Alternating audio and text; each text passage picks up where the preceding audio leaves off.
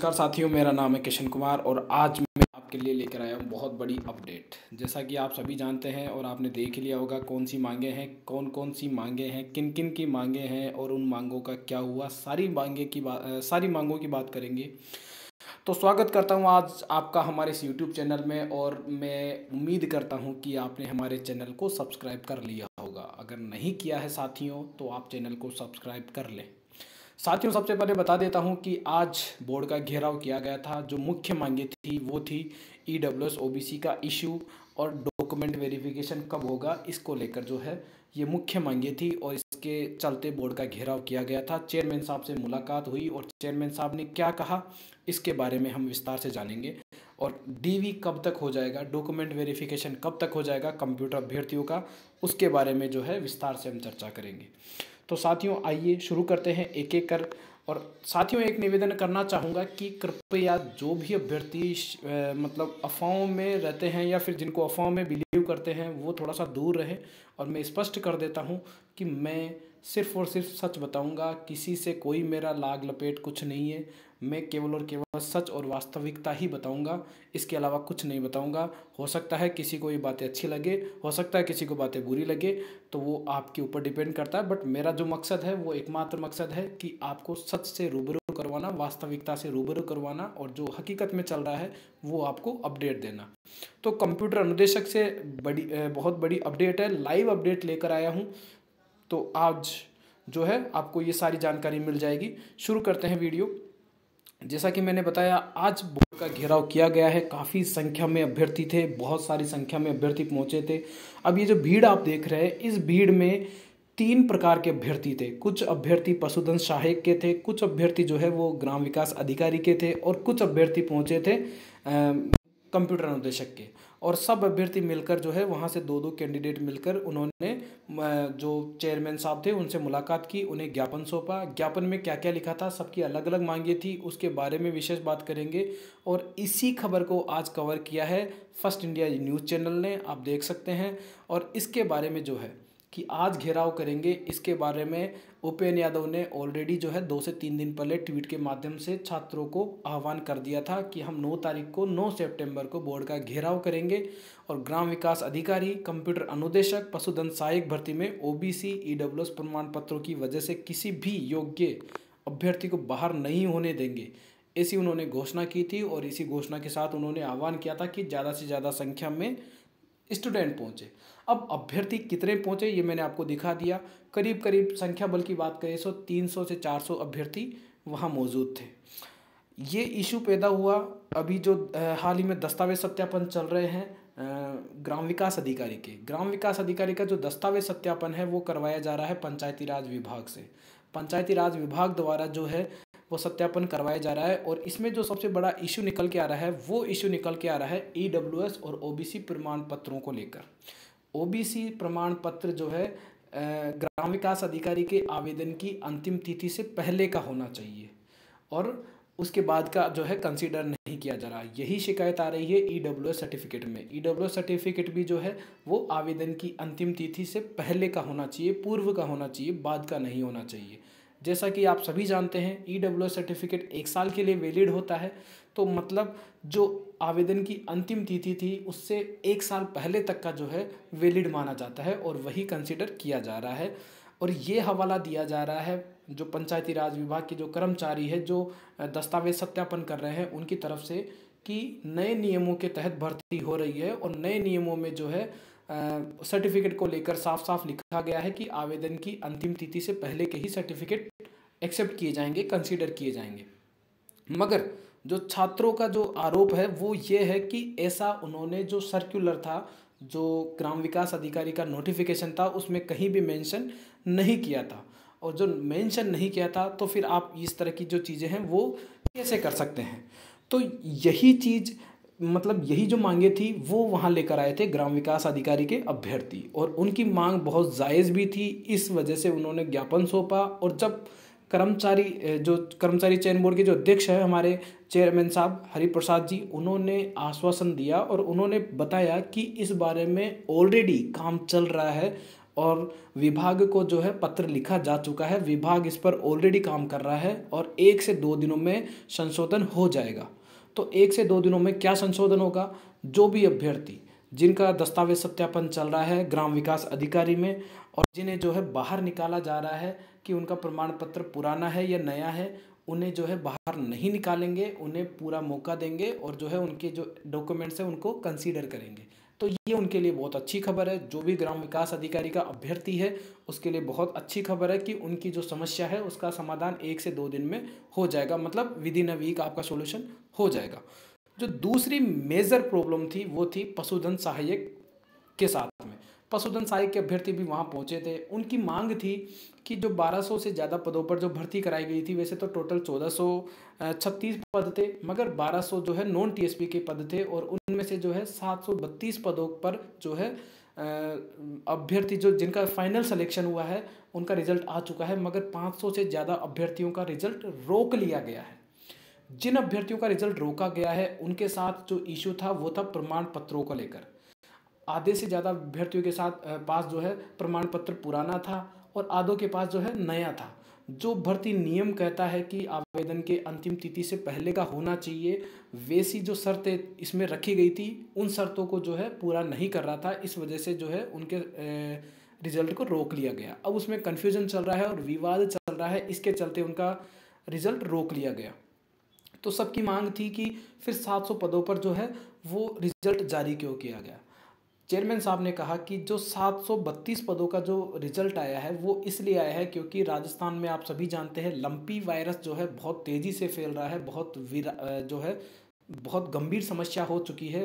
हज़ारों की संख्या में जो है गोधन मर रहे हैं और बहुत ज़्यादा संक्रमण जो है फैल रहा है। तो इनके चलते जो है सरकार भी थोड़ी प्रेशर में है और उनको जो है पशुधन सहायकों की बहुत ज़्यादा अर्जेंट आवश्यकता थी। इस वजह से जो अभ्यर्थी जिनके दस्तावेजों में कोई इशू नहीं था, उनके सारी चीज़ें बिल्कुल एग्जैक्ट थी, सही थी, उनको जो है फाइनल ज्वाइनिंग मतलब दे देंगे और उन्हीं का रिजल्ट जारी किया है। मगर जिनके दस्तावेज में इशू था उनका भी जो है सॉर्ट आउट कर लिया जाएगा और विद इन अ वीक जो है उनका भी सॉल्यूशन हो जाएगा और उनका भी जो है परिणाम आ जाएगा। तो ये पशुधन सहायक की जो मांगे थी और उनका समाधान था। अब जो तीसरी बड़ी जो समस्या थी वो थी कंप्यूटर अनुदेशक अभ्यर्थी। कंप्यूटर अनुदेशक अभ्यर्थियों की जो मांगे थी वो थी कि एक तो सबसे बड़ी जो मांग थी वो थी ओबीसी ईडब्ल्यूएस का इश्यू, क्योंकि उनके साथ भी वही इश्यू है जो पशुधन सहायक वालों के साथ है। पशुधन सहायक में जो इश्यू था वो एकमात्र इश्यू था कि दस्तावेज में जो है डेट्स को लेकर, जो सर्टिफिकेट में डेट्स को लेकर जो कन्फ्यूज़न पैदा था, मतलब उसी के चलते जो है छात्रों को बाहर निकाला गया है। तो यहाँ भी सबके जो कंप्यूटर अनुदेशक के अभ्यर्थी है उनके माइंड में बहुत बड़ी चिंता बनी हुई है। आप सभी छात्र जो कंप्यूटर अनुदेशक के छात्र हैं उनके माइंड में इस बात की चिंता आप सभी जानते हैं बनी हुई है कि उनके पास जो सर्टिफिकेट है वो या तो नया है या फिर पुराना है। अगर पुराना है तो उनका होगा या नहीं होगा, और नया है तो उनको कंसीडर करेंगे या नहीं करेंगे, ये बहुत बड़ी चिंता बनी हुई है। साथियों, मैंने प्रीवियस वीडियो में पहले ही बताया था कि जो हमारा सर्कुलर जारी हुआ था, जो नोटिफिकेशन जारी हुआ था, उसमें साफ साफ मेंशन है कि जो आवेदन की अंतिम तिथि है 9 मार्च 2022, उससे पहले के ही सर्टिफिकेट होने चाहिए। ईडब्ल्यूएस सर्टिफिकेट 1 साल के लिए वैलिड होता है, तो 9 मार्च 2022 से पहले और 9 मार्च 2021 से बाद का होना चाहिए। इसके बीच का अगर आपके पास सर्टिफिकेट है तो आप ईडब्ल्यूएस में नो टेंशन हो जाइए, आपको चिंता करने की ज़रूरत नहीं है। लेकिन जिन छात्रों का इनके बाद में या इनके पहले का है वो क्या करेंगे उसके बारे में भी मैं आपको बताऊंगा। प्लस जो ओबीसी सर्टिफिकेट है वो 3 साल के लिए वैलिड होता है, तो जिनका आवेदन की अंतिम तिथि से पहले का है, 3 साल पहले का, वो बिल्कुल कंसीडर किए जाएंगे। और 3 साल से ज़्यादा पुराना है तो उनके साथ शपथ पत्र लग जाएगा और शपथ पत्र के चलते जो है वो भी कंसीडर कर लिए जाएंगे।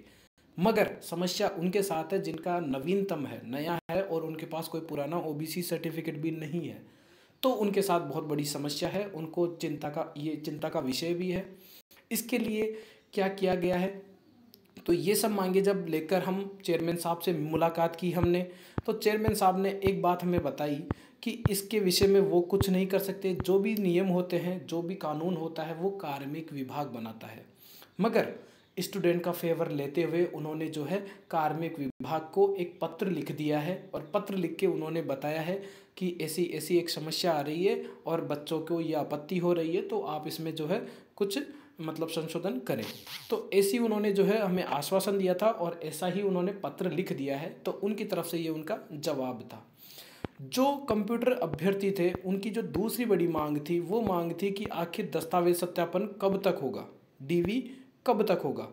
तो कंप्यूटर अनुदेशक अभ्यर्थियों के लिए डीवी की बात करूं तो साथियों, जो चेयरमैन साहब ने कहा, उन्होंने कहा कि डीवी का शेड्यूल जो है वो तब जारी किया जाता है जब शिक्षा विभाग की तरफ से उन्हें निर्देश आ जाते हैं। डीवी जो कंप्यूटर अनुदेशक का डॉक्यूमेंट वेरिफिकेशन है वो करवाया जाएगा शिक्षा विभाग की तरफ से।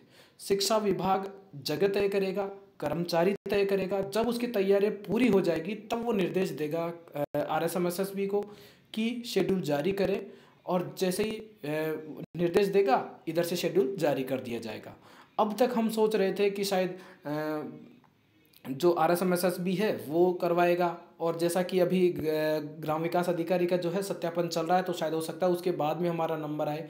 मगर साथियों, यहाँ पे एक स्थिति स्पष्ट कर लीजिए, आप क्लियर कर लीजिए। बहुत जो कन्फ्यूजन था, शायद हो सकता है हमने ही हमारी वीडियो में भी ऐसी जानकारी दी हो, तो उसके लिए मैं बिल्कुल इस जो स्थिति है वो स्पष्ट कर देना चाहूँगा कि ग्राम विकास अधिकारी का जो सत्यापन है वो करवाया जा रहा है पंचायती राज विभाग के द्वारा, जो कि अलग डिपार्टमेंट है, और जो कंप्यूटर अनुदेशक है उनका सत्यापन करवाया जाएगा शिक्षा विभाग द्वारा, जो कि अलग डिपार्टमेंट है। अब हमारा डीवी, जैसा कि आप सभी जानते हैं, कल ही मार्क्स जारी हो चुके थे, मार्क्स जारी हो चुके हैं, और मार्क्स जारी हो चुके हैं तो सभी के पास जो फाइनल डीवी से पहले की जो फाइनल स्टेज होती है वो होती है मार्क्स मतलब नंबर जारी होना, तो वो फाइनल जो स्टेज होती है वो हो चुकी है। अब केवल और केवल डीवी शेड्यूल होगा, फिर डॉक्यूमेंट वेरिफिकेशन होगा और फिर फाइनल ज्वाइनिंग आएगी। 3 प्रोसेस बची है, और ये तीनों प्रोसेस किसकी है? ये बची है शिक्षा विभाग की। शिक्षा विभाग वैसे ही बहुत ज़्यादा हरकत में है, वो ऑलरेडी प्रेशर में है क्योंकि नया सत्र भी चालू हो चुका है और स्कूलों का आवंटन भी कर दिया गया है, लिस्ट जारी कर दी गई है, सारी चीज़ें हो चुकी है। अब तक जो चीज़ें थी वो केवल और केवल आरएसएमएसएसबी की तरफ से थी। अब आरएसएमएसएसबी ने आखिरी जो उसकी फॉर्मेलिटी थी नंबर जारी करना वो भी कर दिया है, तो अब जो सारी जिम्मेदारी बन जाती है वो शिक्षा विभाग की बन जाती है। तो डॉक्यूमेंट वेरिफिकेशन को लेकर आप चिंतित ना होए, 1 वीक के अंदर अंदर जो है शिक्षा विभाग की तरफ से निर्देश आ जाएंगे। और जो चेयरमैन साहब थे उन्होंने भी यही कहा है, जैसे ही निर्देश आएंगे वो तुरंत जो है शेड्यूल जारी कर देंगे। चेयरमैन साहब ने तो ये भी कहा है कि मेरी उनकी हार्दिक जो इच्छा है वो यही है कि देरी ना होए, वो सारे जो काम है वो नियमानुसार करवाना चाहते हैं और नियमानुसार में जो है जल्दी से जल्दी ही काम करवाना चाहते हैं।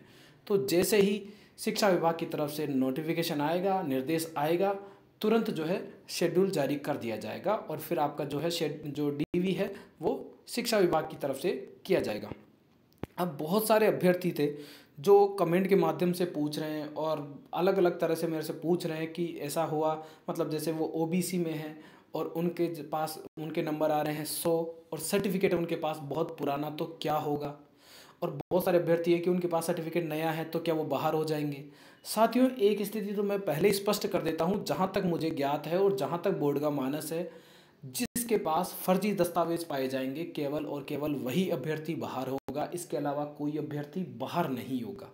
एक बार फिर से दोहरा देता हूँ, जिसके पास केवल और केवल फर्जी दस्तावेज में कि जिसके पास जो है ये डिग्री, डिप्लोमा, जो एजुकेशनल सर्टिफिकेट है वो अगर फर्जी पाए जाते हैं तो वो बाहर होगा। उसमें कोई भी जो है किसी प्रकार की कोई लाग लपेट, किसी प्रकार की कोई छूट नहीं मिलेगी, उसको तुरंत बाहर का रास्ता दिखा दिया जाएगा। इसके अलावा कुछ भी इशू है तो उनको कंसीडर कर लिया जाएगा, जहाँ तक हमें अभी ज्ञात है। अब कैसे होगा, जैसा कि अभी कमेंट के माध्यम से ही एक जो है मोहित शर्मा, उन्होंने पूछा है कि अभी जितने लोग सेलेक्ट हुए हैं डीवी के बाद सबसे पहले जनरल की सीट पे जाएंगे, उसी के बाद अपनी अपनी कैटेगरी में जाएंगे, तो जनरल की कट ऑफ नहीं बढ़ेगी क्या, ये उनका डाउट है। साथियों, आपने नोटिफिकेशन पढ़ा हो तो नोटिफिकेशन में साफ साफ लिखा गया है कि जिस भी श्रेणी की सीटें खाली रह जाती है उन सीटों को जनरल कैटेगरी में माना जाएगा और जनरल कैटेगरी के हिसाब से ही उनको भरा जाएगा। ठीक है, अभी मैं उसका भी जवाब दूंगा।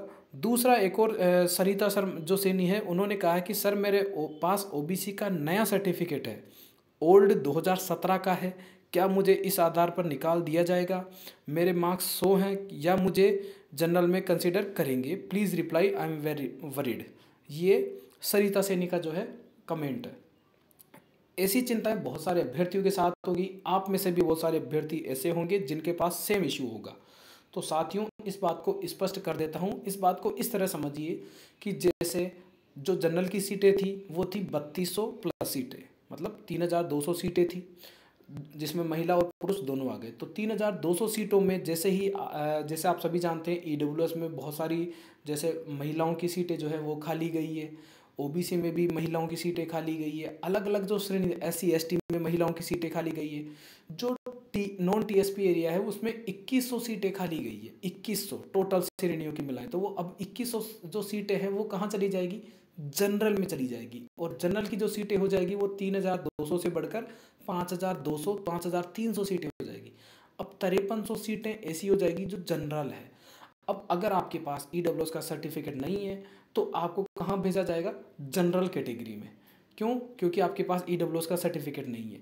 अब ईडब्ल्यूएस का सर्टिफिकेट जब आपके पास नहीं है, जनरल में आप चले जाएंगे। जनरल में जैसे जैसे अभ्यर्थी बढ़ते जाएंगे, जिन जिनके पास दस्तावेज नहीं होंगे वो अभ्यर्थी जनरल में पहुंचते जाएंगे, और जैसे जैसे जनरल में पहुंचते जाएंगे जनरल में जो है स्टूडेंट की संख्या बढ़ती जाएगी। अगर 5300 अभ्यर्थी रहते हैं तो कट ऑफ वही रहेगी जो 80 है, लेकिन जैसे ही 5300 अभ्यर्थी से ज़्यादा हो जाता है जनरल का कैटेगरी, बिल्कुल ध्यान से समझना साथियों, अगर जनरल में जो सीटें हैं वो 5300 हो जाती है और जो अभ्यर्थी मतलब जैसे उसमें संख्या बढ़ती जाती है, 5300 से मान लो 5500 हो गए, अब 200 अभ्यर्थी ज़्यादा आ गए, तो वहाँ पे निकलेगी एक कट ऑफ।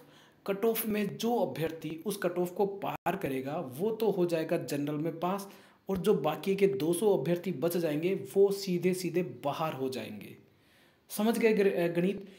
मतलब दोबारा से मैं समझा देता हूँ कि जैसे आपने ओबीसी से लगाया और मैंने लगाया ईडब्ल्यूएस से, मेरे पास ईडब्ल्यूएस का सर्टिफिकेट नहीं है, आपके पास ओबीसी का सर्टिफिकेट नहीं है।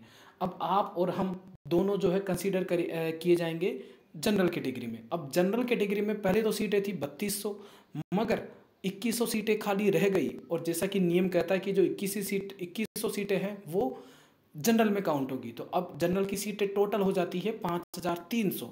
अब 5300 अभ्यर्थी ऐसे होने चाहिए, मतलब ऐसे होंगे जो जनरल में आ सकते हैं।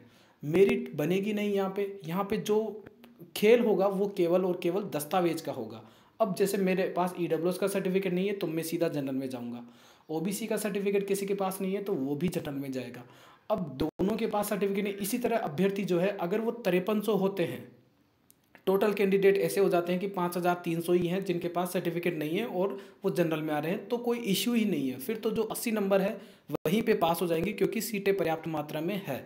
मगर जैसे ही 5300 से ज़्यादा 5500 अभ्यर्थी होते हैं तो फिर वहाँ पे कट ऑफ बनेगी, और कट ऑफ के चलते जो है 200 अभ्यर्थी बाहर होंगे क्योंकि उनके पास दस्तावेज नहीं है, सर्टिफिकेट्स नहीं है। इस बात को आप समझ गए होंगे। अगर आपको फिर भी अगर लग रहा है कि कोई डाउट है तो आप मेरे को बेझिझक जो है कमेंट बॉक्स में जो है लिख देना। मैं कमेंट बॉक्स में सबके आपके कमेंट लेता हूँ, पढ़ता हूँ और उनका सॉल्यूशन करवाने की भी कोशिश करता हूँ। अब मोहित शर्मा ने अभी जैसे मैंने बता ही दिया कि मोहित शर्मा का डार्क हॉर्स नाम के जो हैं वो उनका कमेंट है कि भैया मेरे ईडब्ल्यूएस सर्टिफिकेट है पर डेट 7 अगस्त 2021 की है तो कोई दिक्कत है। अब जब 7 अगस्त 2021 की है मतलब 9 मार्च 2021 के बाद का है तो इनको कोई इशू नहीं है। तो डार्क जो भी भैया हैं उनको बता देना चाहूँगा कि आपका कोई इशू नहीं, आप निश्चिंत रहिए, आपका ईडब्ल्यूएस सर्टिफिकेट कंसीडर किया जाएगा। विनोद प्रजापति जी हैं, हेलो सर, हमारा अगर ओबीसी सर्टिफिकेट वैलिड नहीं है तो क्या होगा? विनोद जी बता दूंगा। अगर आप बता देना चाहूँगा कि आपका ओबीसी सर्टिफिकेट अगर वैलिड नहीं है तो आपको जनरल में कंसीडर किया जाएगा। और जनरल की गणित मैंने बता दी कि जैसे ही सीटें ज़्यादा मतलब सीटें तो बढ़ गई है, सीधी सी बात है, जनरल की सीटें बढ़ चुकी है। अगर जिन जिन के पास सर्टिफिकेट नहीं है उनकी संख्या बढ़ते बढ़ते इतनी हो जाती है कि जनरल की जो सीटें थी 5300 उससे भी ज़्यादा संख्या हो जाती है तो फिर कट ऑफ निकलेगी, अदरवाइज कोई कट ऑफ नहीं निकलेगी, कोई फाइनल मेरिट नहीं निकलेगी, जहाँ हो वहीं सिलेक्शन हो जाएगा। इसलिए तो उसके लिए भी नो टेंशन रही है। सरिता सैनी है, उन्होंने कहा है सर मेरे पास ओबीसी का न्यू सर्टिफिकेट है ओल्ड 2017 का, क्या मुझे इस आधार पर निकाल दिया जाएगा? तो ओल्ड 2017 का है, इस बात पे नहीं निकाला जाएगा। आपसे शपथ पत्र मांगा जाएगा और शपथ पत्र जो है आप प्रोवाइड करवाएंगे तो आपको कंसीडर कर लिया जाएगा। और आपके पास मार्क्स 100 हैं, तो मुझे नहीं लगता कि अगर कट ऑफ भी बढ़ेगी तो 2 या 5 नंबर बढ़ेगी। 100 मार्क्स है, तो अगर आप जनरल में भी जाएंगी तो भी आपका सोल्यूशन जो है सिलेक्शन हो जाएगा। लगता नहीं, 100% हो जाएगा। तो सरिता जी आप निश्चिंत रहिए, आपका सिलेक्शन हो जाएगा। तो दोस्तों ये थी हमारी बातें। आज का वीडियो में हमने तमाम चीज़ें बातें कर ली है। अब मैं आपसे एक अनुरोध करना चाहूँगा कि कमेंट बॉक्स में आप अपने मार्क्स लिख दें। कमेंट बॉक्स में जैसे आप अपने नंबर लिखेंगे तो उससे हमें आइडिया मिलेगा, एक जो रियल वास्तविकता का आइडिया मिल जाएगा, अंदाज़ा लग जाएगा। क्योंकि काफ़ी अभ्यर्थियों को ये भी चिंता होने लगी है कि उनको ज्वाइनिंग मिलेगी तो कहाँ मिलेगी, कौन सी सिटी में मिलेगी, क्या उनको होम डिस्ट्रिक्ट मिलेगा या क्या उनको होम सिटी मिल जाएगी या फिर उन्हें दूर दराज के क्षेत्रों में भेज दिया जाएगा। तो उनकी इस चिंता का चिंता को दूर करना भी हमारा कहीं ना कहीं फ़र्ज़ बनता है। तो इसमें मैं आपसे सहयोग चाहूँगा। आप कमेंट बॉक्स में अपने नंबर लिख दें ताकि हमें एक एवरेज आइडिया मिल जाए। करीब करीब 5,000 7,000 अभ्यर्थी जो है वीडियो को देखते हैं, तो इतने ही अभ्यर्थी सेलेक्ट हुए हैं, तो उनके जो है वो अपने मार्क्स जो है कमेंट बॉक्स में लिख दें। अगर मैंने कोशिश की है वैसे तो सारे तथ्यों को लेने की, सारे पहलुओं को छूने की, मगर फिर भी कोई पहलू बच गया है तो आप कमेंट बॉक्स में लिख दें। दस्तावेज डीवी डॉक्यूमेंटेशन को लेकर मैं एक विस्तृत और वास्तविक वीडियो बनाऊंगा जैसे ही शेड्यूल या फिर जैसे ही कोई ऑफिशियल अपडेट आ जाती है। उससे पहले अफवाहों पे मैं कोई वीडियो नहीं बनाऊंगा। मार्केट में बहुत सारे वीडियो बन चुके हैं मगर मैं अभी कोई वीडियो नहीं बनाऊंगा। सिक्रूटनी फॉर्म हो चाहे कैरेक्टर सर्टिफिकेट हो, ये सब जो भी चीज़ें हैं, क्योंकि हो सकता है इस बार नई अपडेट आए, तो आपसे भी कहूँगा थोड़ा सा वेट कर लें। लेकिन तब तक आप डॉक्यूमेंटेशन में जो है अपने क्वालिफिकेशन जो एजुकेशनल सर्टिफिकेट्स है उनको तैयार करवा लें। इसके अलावा जो है थोड़ा सा वेट करें अपडेट आने का। जैसे ही कोई ऑफिशियल अपडेट आती है तुरंत हम आपको जो है यहाँ पे बता देंगे। मैं उम्मीद करता हूँ साथियों आपको वीडियो पसंद आया होगा। अगर कोई इश्यू रह जाता है तो आप कमेंट बॉक्स में लिख दें, और अगर आपको वीडियो लगता है कि नहीं हम कोशिश कर रहे हैं, अच्छी कर रहे हैं, तो आप चैनल को सब्सक्राइब जरूर कर लें। मिलूंगा आपसे अगले वीडियो में, तब तक के लिए इजाज़त दीजिए। जय श्री राम, धन्यवाद।